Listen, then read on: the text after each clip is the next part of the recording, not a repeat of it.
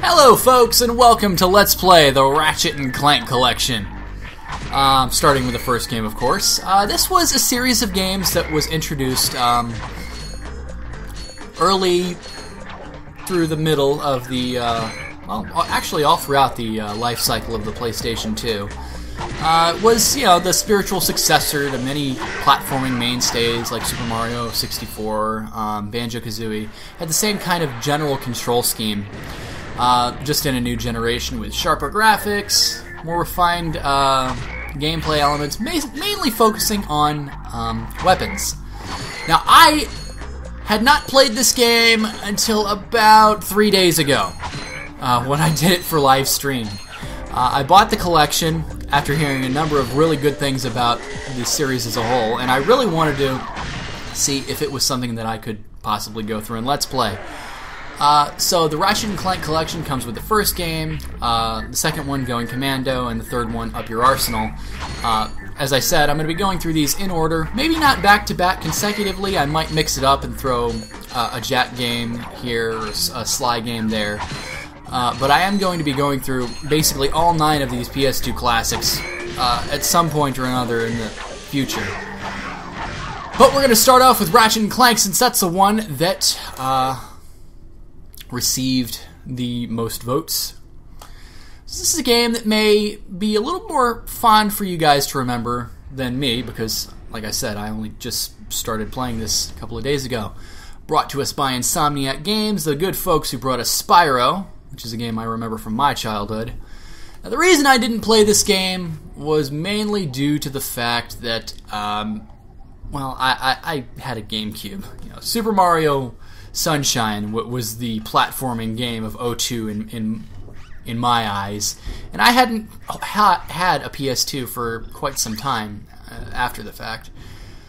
So I missed a lot of the good stuff that brought a lot of good gamers in, you know, like Kingdom Hearts. Well, Kingdom Hearts I played a little bit later, but Ratchet and Clank. I played a little bit of Jak and Daxter, but I completely missed Sly Cooper completely. Completely. Yeah, that makes sense, Lan. Anyways, let's start a brand new game. I could go and do my New Game Plus file, but that would be boring and stupid, where I would be able to annihilate everything and just have my way with them. So we're going to start a new game from scratch. And this game does have quite a number of charming little cutscenes, so let's play, folks!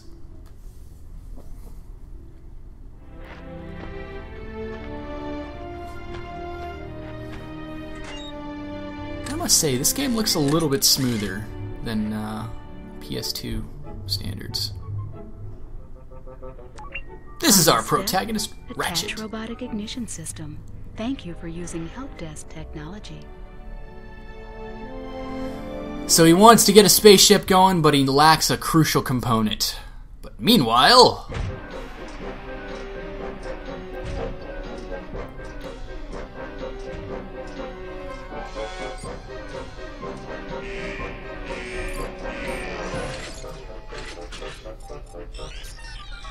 we have ourselves a little defect here.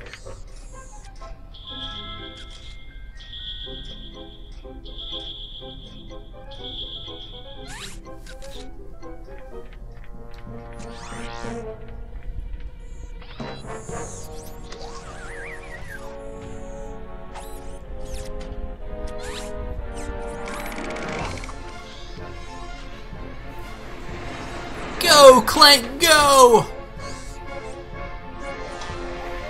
So this is, of course, Clank, the other half of Ratchet and Clank.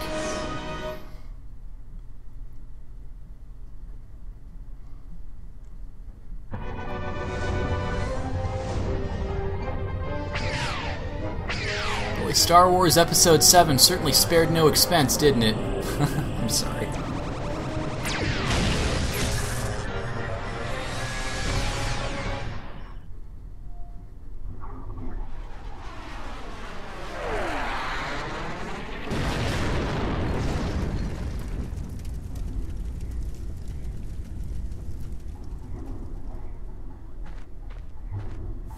Now, even though it may seem like it, Welcome to the Gadgetron Help Desk.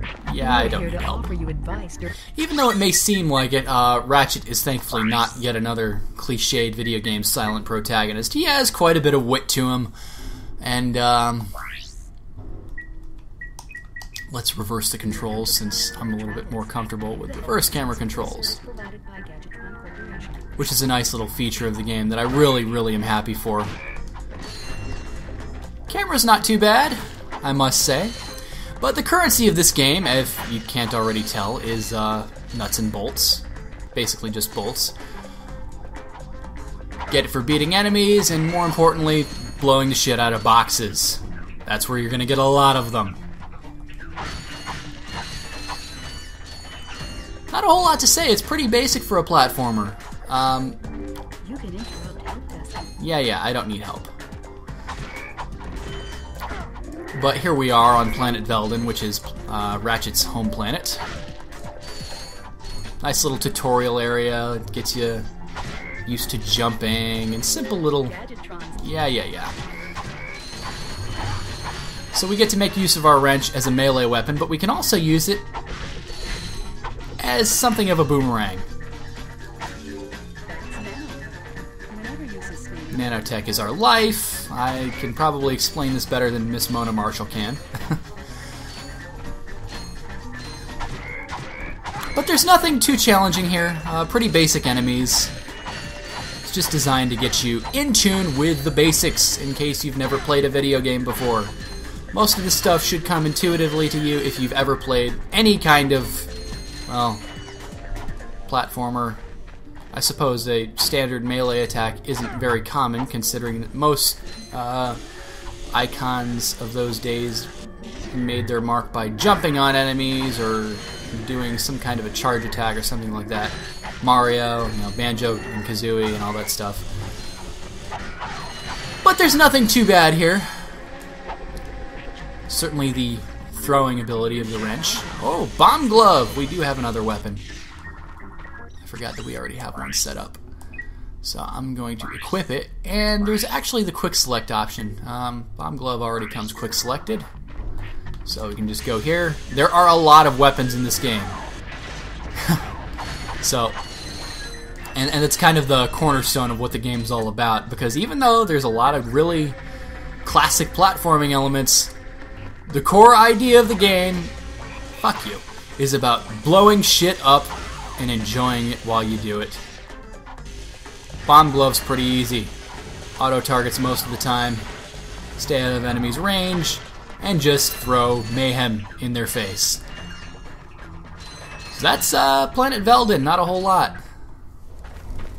And this little toaster is going to be our sidekick for the next 5 hours of gameplay.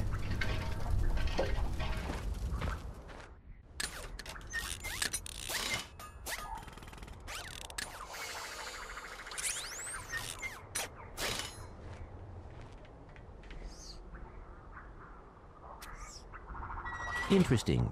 Yay! You're quite handy with your wrench.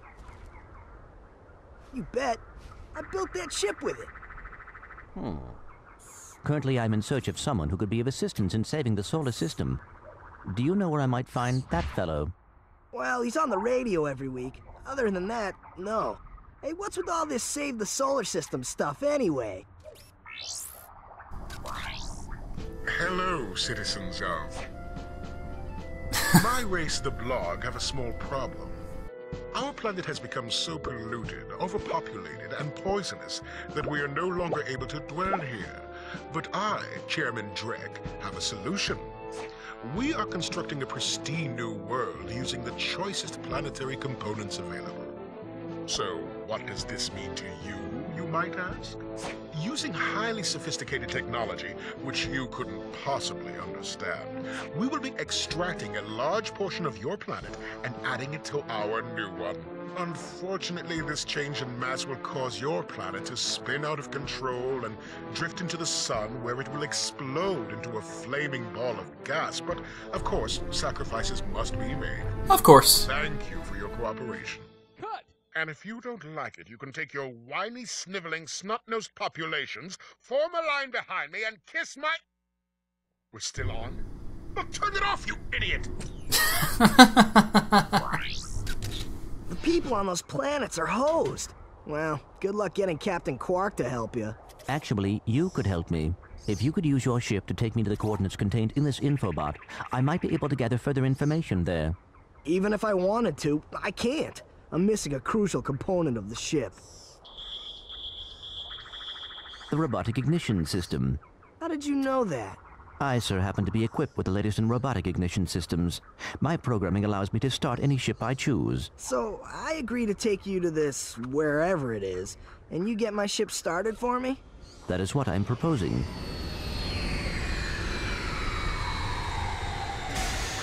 Deal.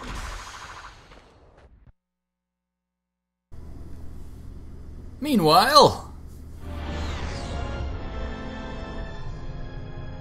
This could be a problem. Take care of it. Whoa, this is great!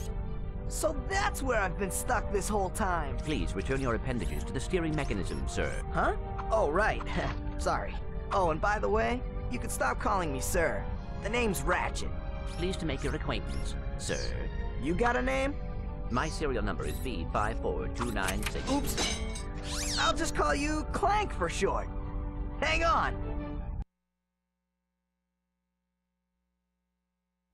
So you see, it would be most beneficial if your citizens were not in the city when my workers begin removing it. Preposterous! I will not stand for this. Unfortunately, you have no choice in the matter. Let's just see what Captain Qwark has to say about that, my good man. I don't see what's so funny. Captain Qwark could dispatch you without even breaking a sweat, you puny. You have now officially worn out your welcome and my patience. This is your last chance. Stop this madness now! Okay, wait. You're right. I will withdraw my troops. Really? No! He's all yours, gentlemen. Try not to leave any marks. Well, Chairman Drek is quite the douche baba ganoush. I guess we're gonna have to kick his ass. Eventually. You call that a landing, Ratchet? Where are you? Oh, sorry about that. Well, we're not leaving the way we came in. Perhaps we could procure a ship from one of the inhabitants. If there are any left. So for the most part, Ratchet's gonna stay on your back and be useless for the first part of the game. He does prove useful once you get certain enhancements for him, but we'll discuss that in a moment. Yes. I don't particularly care if I touch the water. It's just it'll take me back to the start. You don't die if you touch the water. Well, in this level anyway. So Ratchet's a little more wily than, say, a Simon Belmont or, yeah, one of those old-school platforming heroes.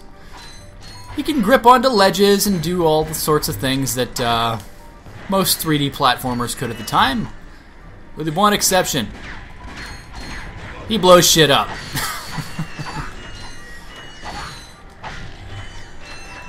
And in fact, I would dare say that this would be the game to promote the idea of blow the living crap out of it. Not so much Mercenaries' Playground of Destruction, which, albeit, had a very, very hilarious ad campaign.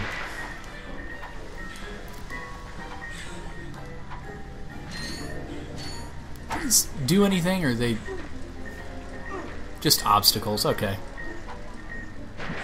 I suppose they're just there to keep the flow of the water moving. Got some stuff back here. You are going to need bolts up the ass in this game, and I do mean up the ass. There are a lot of times where if you go straight through and don't grind for bolts, there will be like a certain weapon or something that you can't buy yet. And unfortunately, there's really no constructive or easier way of gaining bolts aside from just mindless grinding. There is one way, which I will show during the course of the Let's Play out of necessity, just to buy a certain... Blast it! Look, plumber's crack. What did you just say? I said, look, the plumber's back. All right, wise guy. Shouldn't you be on one of them escape transports? Escape transports? Newsflash, giant robots attacking! The escape transports are taking all the rich folks off this god-darn planet. So why aren't you on one? Socioeconomic disparity. What? He hasn't got enough bolts. Working people have to wait for Captain Qwark to save us. Well, got anything worth a lot of bolts? I got this thing. Shows two weirdos ditching their ship. It's got coordinates to a desert planet, too. An infobot. Ratchet, we could use that. Yes, infobots are your means to find paths to other planets. So, whenever the game gives you an option to buy one, you're probably going to have to. I'm not really sure if there's anything optional, because every planet has something that you're going to need to complete the game. Fortunately, they're all relatively cheap. Geronimo! Did he just slide down a sewer pipe? Mayday, mayday! This is the solar ship Radical. We seem to be under attack from the planet's surface. Relax, kid. It looks like some sort of fireworks display. Probably in your honor. Whoa! That was close! Ah! Pipe down, I can't concentrate. But we've been hit! An unexpected detour. When we land, I'll see if I can scare up an exhibition for you. We're not gonna live that long! Kid, let's M-screen! Eject! Eject! Did you see that guy on the left? That was Skid McMarks. Does he know Captain Qwark? I doubt it. He's a pro hoverboarder, always going off about how cool he is. Looks like he's in trouble. I'll say. I've never seen him look so freaked out. Gadgetron infobots give you coordinates for new planets. Now that you have the infobot for planet Iridia, you'll need to find a ship to get there. To enter look-around mode, press and hold the L1 button. Look around mode? Is that what they called first person view mode before they had a term for it? Look around mode? Okay. So, we don't actually need to go to planet Iridia for immediate progress. There's nothing there that will be of use to us until a couple more planets pass by. But we do need to go there eventually. So we're just going to take this nice little shortcut back.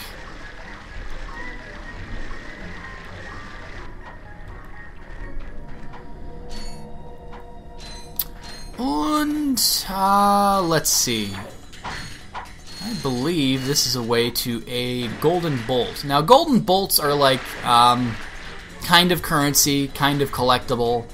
I wouldn't equate them to something that you need to progress, like, say, a Power Star or a Jiggy. Gold bolts are for buying super powerful weapons at some point or another. Basically at the end of the game. And they require a tremendous amount of bolts to upgrade certain weapons in question to super powerful form. So, with that in mind, Ratchet has a very, very small O2 meter. Not what I would call the most useful underwater function. But the good news is, like I said, we have a gold bolt. Now, one of the very nice things that I'm so happy that The Legend of Zelda: A Link to the Past introduced to the gaming world was the idea of cracks in walls. And well, I believe A Link to the Past introduced it. Cracks in walls let you know that there's something there. So, bomb glove, boom, there's your first golden bolt of the game.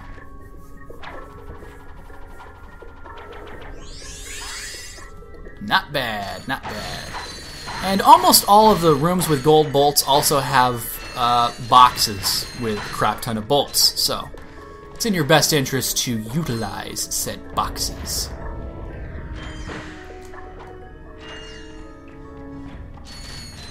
And as you can see, you don't have to touch the bolts. That would be a little too tedious. It's kind of like Spyro, where you could be within a certain distance from the gems. And that makes sense because Spyro was also made by Insomniac. So, that was basically just an optional path that we could take. There wasn't really a whole lot of reason to go through there beyond the obvious.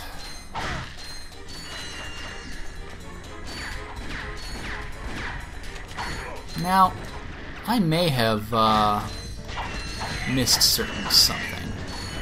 I hope I didn't, because there's another gold bolt. Now, most of the time, the initial enemies aren't going to give you a whole lot of trouble. They don't attack frequently enough, or their attacks are just way too specifically aimed, and they're easy as hell to dodge. This does change with some of the later enemies, and you're going to have to be a little more crafty when it comes to dealing with them.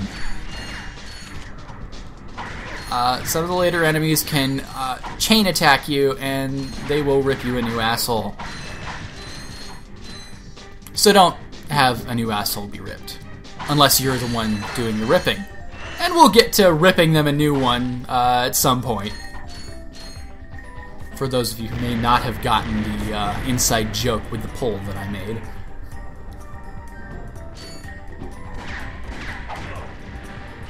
You really think that blowing away pieces of the bridge makes me quake in my boots? Nah. Of course, Ratchet isn't wearing boots, so... Yet. So... Yeah, this planet is pretty much like Veldin.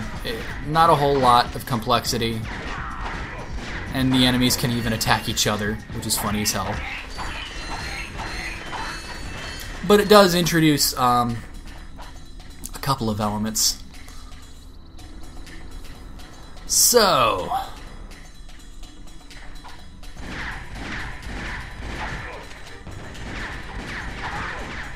let's do a little bit different here. Let's actually attack him with our boomerang wrench.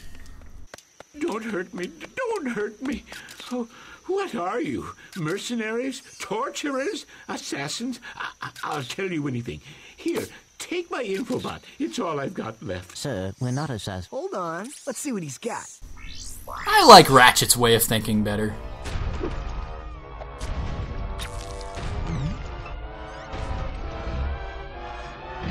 Has this ever happened to you?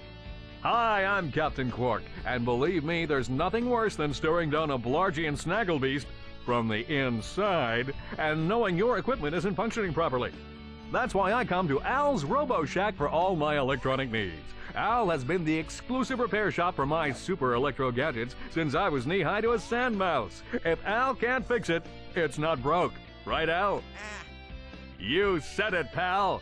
So if you're fighting crime, or just fighting grime, come to Al's Robo Shack in Metropolis for all your robotic repairs. Al's Robo Shack, it's Qwark-tastic!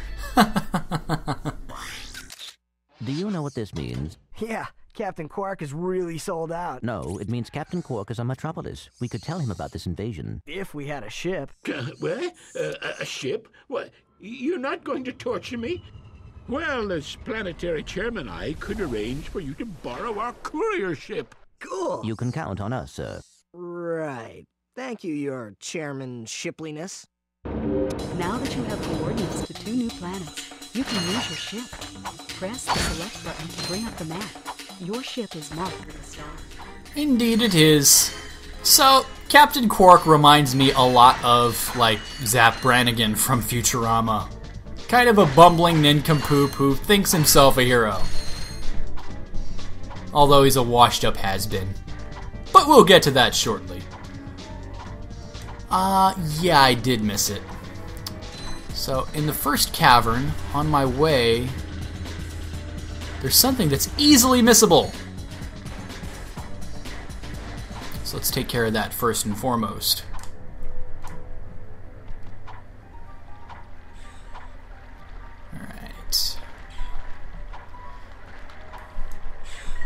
I think I'm going to start winding this episode down as soon as I get what I came for.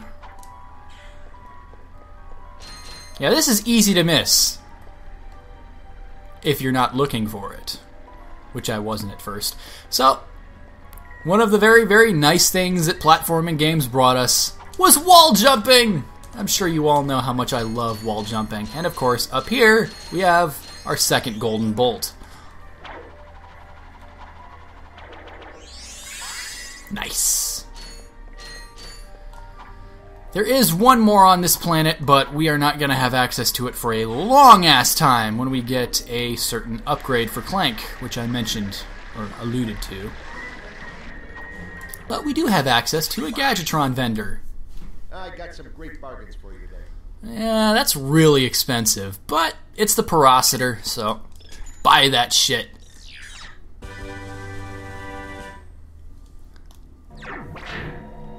So the Porositor is basically a flamethrower. It drains through ammo really, really fucking quickly. So, as you can see. But it, when you're surrounded by enemies, it's one of the absolute best weapons to have. Especially after you upgrade it, but that's not going to happen for a while. So, I'm going to enter the ship.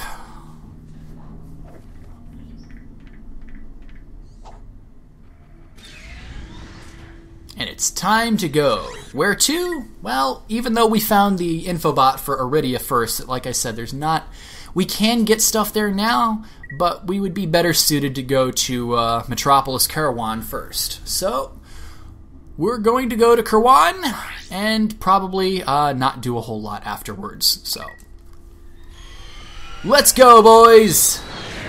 To the Metropolis. Maybe we'll meet Superman. Or at least Captain Qwark.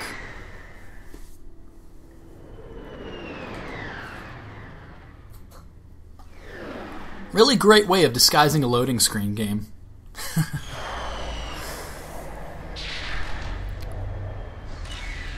Karawan is badass. I would love to live here. There's a lot of green and a lot of pavement. So, I would approve of a city like this. Now, hidden throughout the game, in addition to gold bolts, are things called skill points. Now, I'm going to try and attempt to go through every skill point that this game has to offer. But first, here we have the Gadgetron vendor. And we can, of course, buy another weapon, the blaster. I'm going to have to pass, unfortunately. But first things first, down here we have a ledge. And if you could not auto-grab, that'd be great. Alright, so down here we have a ledge. And down there we have something else. So, very, very sneaky. In the little highway area underneath the beginning platform, we have a gold bolt and a ton of boxes. I will be getting every gold bolt. I'm going to try to get every skill point. Of course, since I've already done all of this already, I got the platinum trophy for this shit like 2 days ago. Let's see how much I remember without having to resort to a guide this time. Anyways, so we've got 3 gold bolts. We're gonna get some stuff taken care of around here. But on the next episode. So take the taxi back to the beginning area, and I will see you guys next time on Let's Play Ratchet and Clank. Hopefully we'll meet up with Captain Qwark, and maybe Clank can do stuff more than just, you know, hitching a ride as a backpack for Ratchet. So I'll see you guys next time. Have a good day, everybody.